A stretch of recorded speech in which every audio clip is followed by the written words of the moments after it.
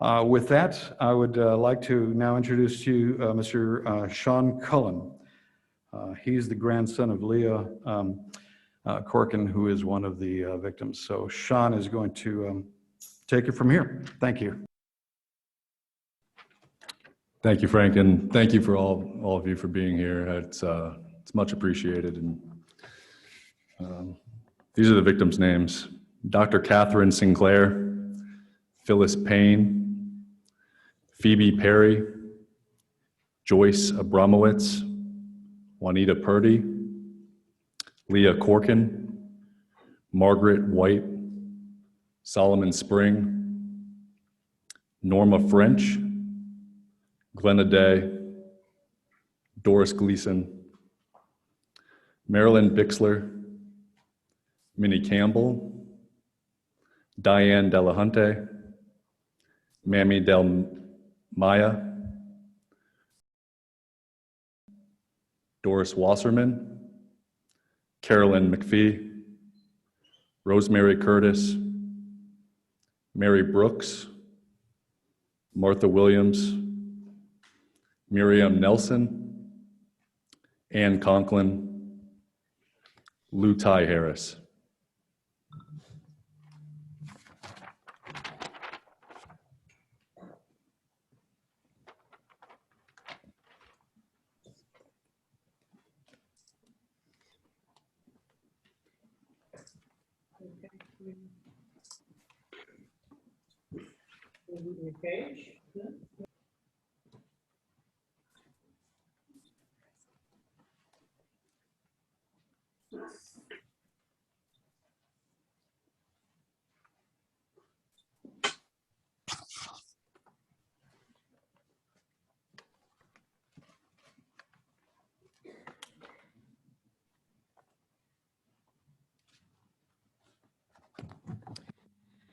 Thank you for being here in person or by Zoom. And welcome to Ashley McConkey from Senator Nathan Johnson's office.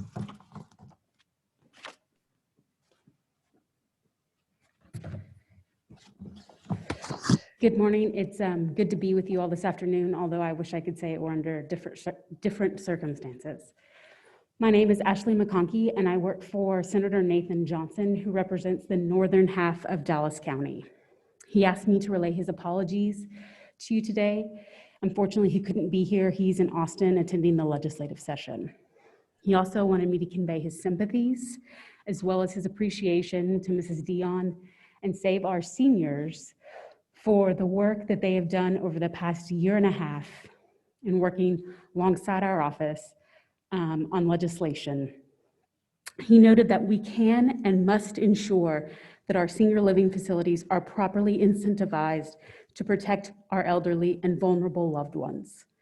The voluntary state certification we propose will give a market advantage to facilities that improve safety.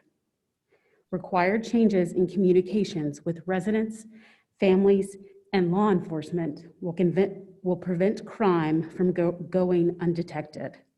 And revising reporting requirements will force cash for gold shops to abide by the law or lose the right to do business in Texas. It is my hope that this suite of bills offered in honor of the many victims of these preventable murders will prevent future crimes and save other families from the pain of such loss. Thank you again.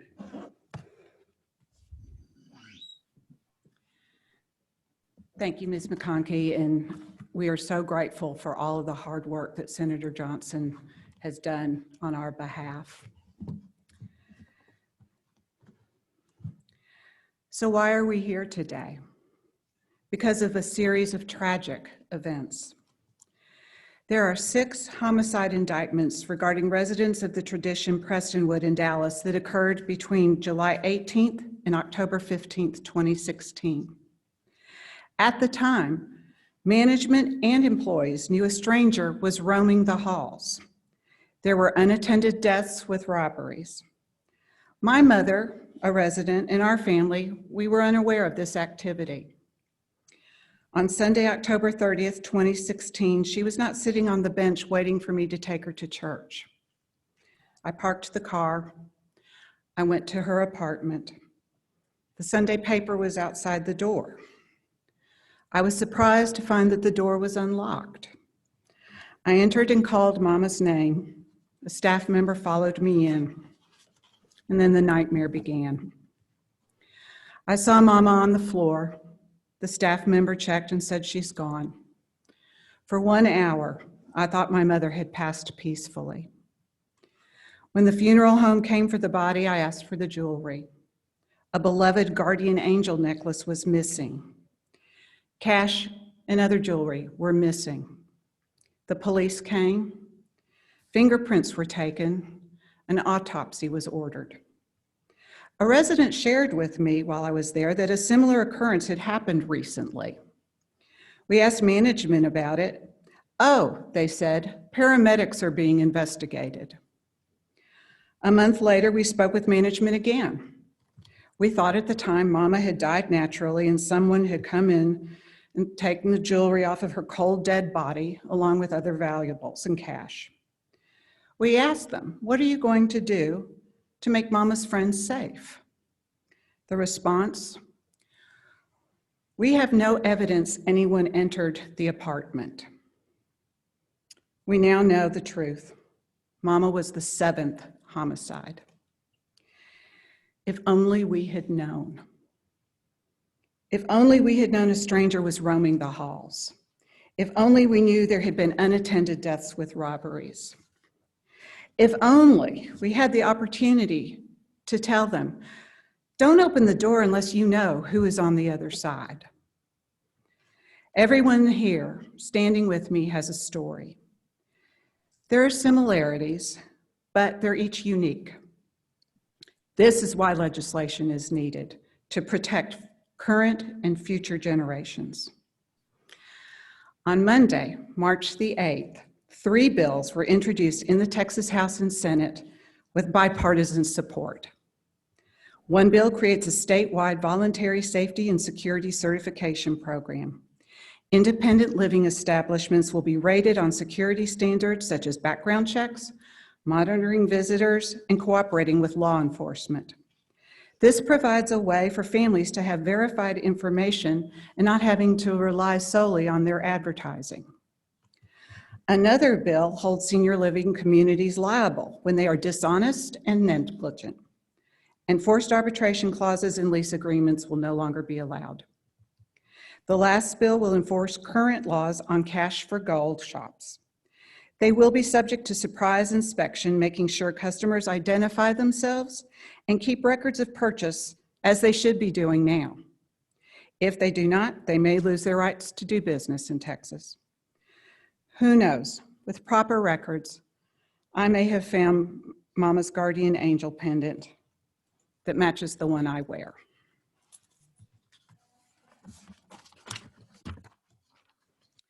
All of the above are in these bills: better security, better communication, accountability, and transparency.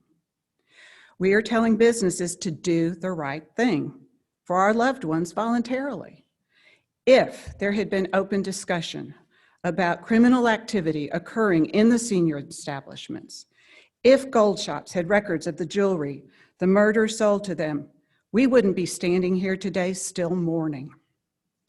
Secure our senior safety was found out of love and respect for those we've lost. This is not about me or those you see standing here with me. This is about the legacy of our loved ones. They were vibrant, productive, involved contributors to all they loved and cherished. Their deaths are not the end of their legacy. We believe they are watching over us as we work to protect the seniors living now and for generations to come. As with each family member here, we don't want to be here. Many people from all walks of life are determined to see tragedy result in good. We have shared stories and we have shared tears. In the end, we resolved not to curl up in sorrow and hide. Instead, we fight like hell for other seniors and their families so they don't have a story to tell like we do. The McPhee family is with us today. Scott McPhee is here with his wife, Kara. They reside in Frisco with their son, Nolan. Robert and his wife, Susie, also reside with their daughter, Megan, in Frisco. The brothers were very close to their parents. As I said, our stories have similarities, but they're also unique. I invite and welcome Robert to come and tell the story about their mother, Carolyn.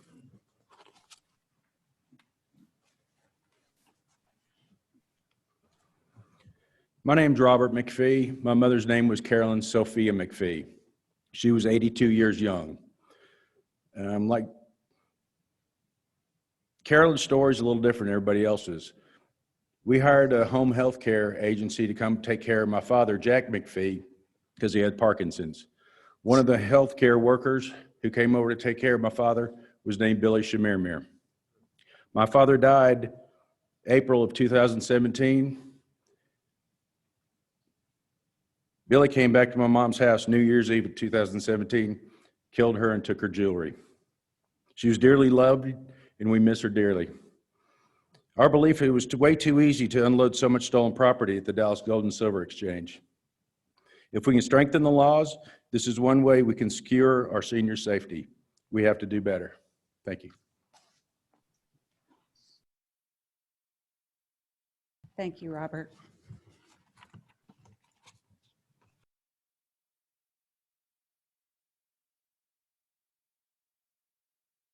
We are privileged today to welcome Mr. Cliff Harris, former Dallas Cowboy. The NFL recognized Captain Crash for his talent last year with induction into the Pro Football Hall of Fame. Presently, Cliff is a principal with Energy Transfer. His wife, Karen Harris, lost her mother 3 years ago yesterday to the accused killer. Mr. Harris, God bless him, is here to lend his unwavering support for this suite of legislation.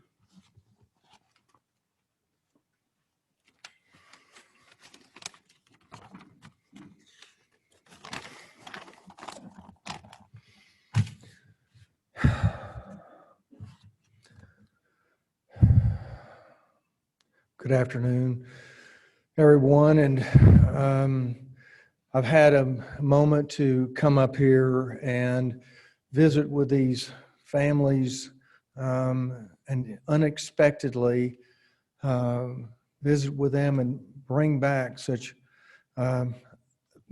tragic times and horrific moments, and it upset me a lot and about the injustice that was done.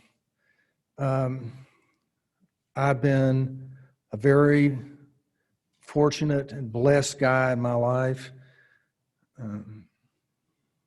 But what happened to my mother-in-law 3 years ago was the worst thing I've ever experienced. My wife still has nightmares. On Wednesday, March 7th, the murderer knocked on her door. A grocery delivery person had just left. She thought they must have forgotten something. She was on her mobile phone and said, "It's open, come in." I could just hear her say that. She was on edge immediately because it was not the delivery person. Billy Shamirmir walked in and he said he was there to check a leak. When he left, she quickly called management. They said they didn't send anyone to check a leak. She gave them a detailed description of that man. She immediately called us. She was very rattled, and our son, Jason, spent the night with her. Then, on Friday, March 9th, 2 days later, that same man she described to the property management came back and killed her.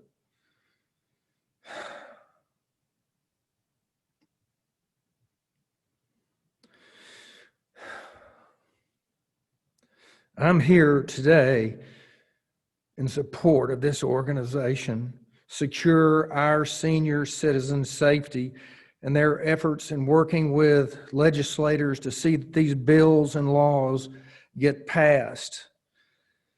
to secure our senior safety. We want senior living establishments and cash for gold and business to be accountable and transparent. Let's take care of our seniors, the very people that once took care of us. It's time for a change. We can start now. Thank you for the senators. Thank you for them coming by, and we really appreciate your help, and we appreciate everyone that's here today and the press. I hope we can get this out and overcome and show how tragic an event it was that was avoidable. Thank you.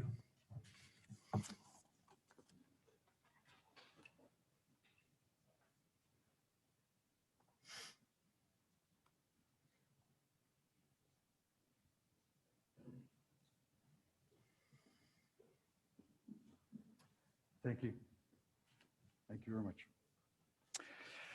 That concludes the presentation from Secure Our Senior Safety.